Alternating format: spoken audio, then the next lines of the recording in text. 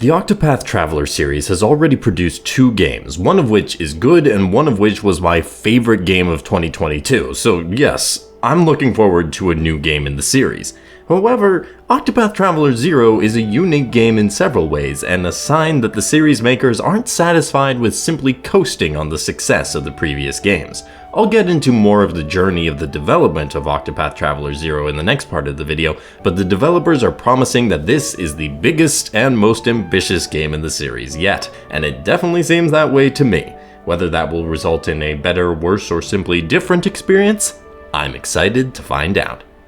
Octopath Traveler 0 is a turn-based RPG developed and published by Square Enix. What some of you may not know about Octopath Traveler 0, though, is that the game's setting, original gameplay, and general storyline is from the mobile game Octopath Traveler Champions of the Continent, which was a prequel to the original Octopath Traveler. I played a little of Champions of the Continent, didn't get far enough to have a strong lasting impression, but those I talked to said that apart from being a money-grubbing mobile game, which is why I stopped playing, there was a lot of promise beneath the surface. The storyline was intriguing and the adjustments to the battle system were well received. Octopath Traveler 0 took those elements, removed all the gacha stuff, and refocused and expanded the game to appeal to the single-player console and PC market. The result is a game that, according to producer Hiroto Suzuki, will take 100 hours to beat just the main story. Octopath Traveler 0 is scheduled to be released on December 4th, 2025 for Switch, Switch 2, PS4, PS5, PC, and the Xbox Series. A demo that limits you to 3 hours of playtime with carryover to the main game is currently available for all platforms. In the story of Octopath Traveler 0, you play as a create-your-own character who is the child of the head of the watch in the town of Wishvale. Tragedy strikes the village when other people's greed for power causes them to focus on Wishvale. Years after the events, you and some of the other survivors begin the process of rebuilding the town. At the same time, you will also pursue another story path. There are 3 people primarily responsible for the destruction of Wishvale. They each possess a ring that helps them assert dominance over their particular field of ambition. These are Herminia, who focuses on wealth, Titos, who focuses on power, and Auguste, who focuses on fame. You can pick which one you want to pursue after being given your own ring to get your revenge.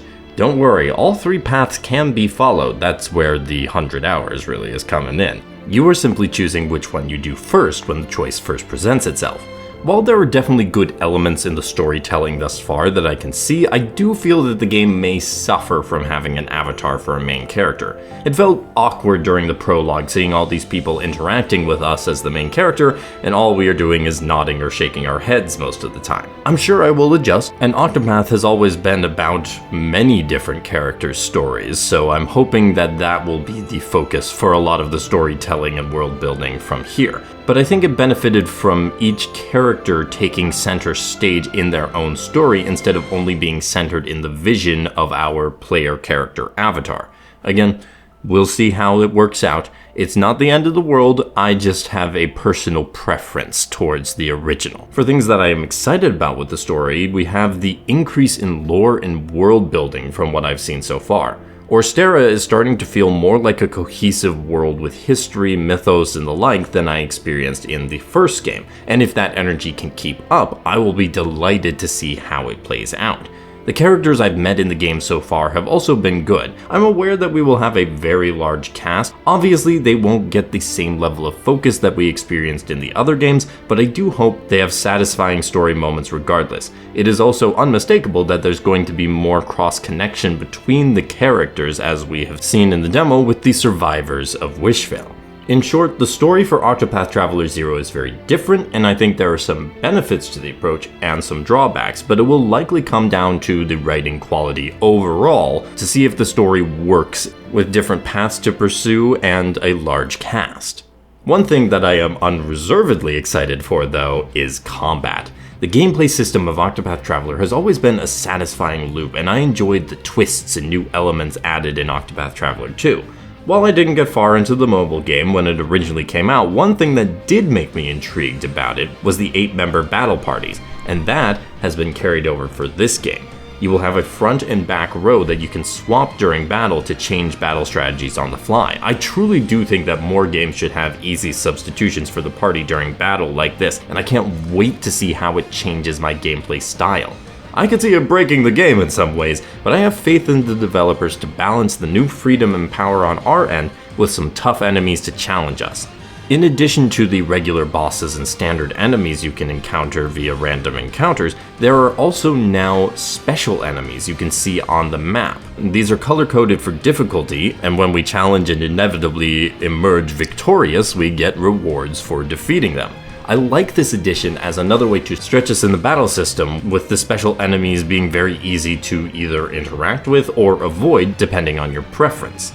Otherwise, the typical systems remain, boosting for more frequent or powerful attacks, breaking enemies with the weapons or magic types, and learning skills in your job to equip. Octopath Traveler 0 also retains the path actions, but instead of them being unique to particular characters, your character can seemingly perform any of them, but certain NPCs only have certain path actions available. The path actions in Octopath Traveler 0 include returning ones, such as being able to entreat items from characters, but also have some new wrinkles, some of which are associated with the new town building mechanic. For certain NPCs, once you have inquired with a person and learned more about them, and maybe beat them up a little, you can invite them to settle back in the rebuilding Wishvale. Each person you bring back to Wishvale offers some additional bonuses to you that may help with continuing to rebuild town or helping with your main revenge quests. But either way, the town building is the biggest new inclusion into the gameplay for Octopath Traveler 0. The town building truly does change a lot of the game around, both in adding an entirely new mode and creative opportunities for the player, as well as changing how you are exploring around. The town building is basically the unofficial fourth path that you can do alongside proceeding through the revenge pathways. You'll collect materials to rebuild with and choose where people live and how they can impact the town. I am curious how much freedom they will give you in the town building mode. In the demo it was limited, but that's to be expected since it's early on, but I suppose I will find out once the full game releases. Some other new options to enhance gameplay include the recipe collecting/cooking, which can help you in battle and gives even more reason to keep an eye out for shiny ingredients to collect. Those ingredients may be gotten with the collection points around the map, but those are typically for things that will help with the town building as well, which adds a new dimension to exploration around the area. All in all, one of the biggest selling points of Octopath Traveler 0 has been just how much there is to do in the game, and I think the town building will be a big contribution for that, and I wouldn't be surprised if rebuilding Wishvale is an important requirement to whatever ultimate ending the developers want us to achieve in this game. The presentation has always been a hallmark for the series, from the HD 2D graphical system that the games pioneered to Yasunori Nishiki's masterful soundtracks for the games. The good news is that the HD 2D system and Yasunori Nishiki are both back for this entry. In its best moments, the visuals resemble exactly what you'd want to see out of this graphical style. I see an even greater variety in color usage to breathe life into the world, and the character designs get renewed focus in their character sprites, probably because you're creating one of them. That being said, there are some little oddities that I attribute to the source material being from a mobile game, such as animations and presentation of the UI not matching the rest of the series standard, and some lower quality assets found in screens and textures. It's not going to detract from the overall product, but it is noticeable. That's my main critique from what I've seen so far. The voice acting is fine, although it does run into the issues any game with an avatar main character has with awkward pauses or other things said to make up for the character's name not being used. As for the music, because this is set in the same land as Octopath Traveler, there are plenty of reused tracks. But that soundtrack is one of my favorite soundtracks of all time, so you won't hear me complaining, especially when the new tracks are spectacular. I know he may be busy with Octopath or not interested, but I sincerely hope that when Yuji Horii and the others at Square Enix consider the successor for Sugiyama as the Dragon Quest composer, that Nishiki's name is on that list. The chorus on the track Titus the Hero shows just how masterfully he uses all elements at his disposal to make memorable and resonant music for the game itself. As for UI and UX, other than the aforementioned lower quality or reduced animation, the game plays and functions smoothly. I did see that there are some limitations, specifically in the town building mode, based on the platform you are playing on though, so bear in mind that Switch 2, and PS4 will be able to build fewer buildings in the town building mode than PC, PS5, and Xbox Series. This is an important distinction when you are buying Octopath Traveler 0. Octopath Traveler 0 continues the series' trend of amazing musical work, and while it doesn't push the boundaries visually, the game is no slouch in that department either. There are some choices in Octopath Traveler 0 that go in a direction I would not have chosen if I were in charge of the series, but based on the trailers and demo, I'm willing to give it a shot.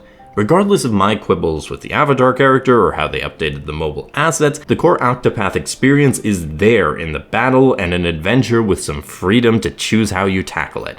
Beyond that, there are new exciting modes such as town building that I can see being a fresh addition that I'm looking forward to diving into, and given how much content the game is offering, it's gonna be a deep dive.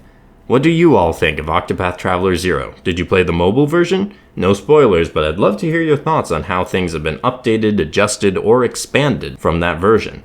Thank you for watching. If you have not already, please consider leaving a like and comment for the video and subscribing to make sure you don't miss my next video. Have a great day, and happy gaming.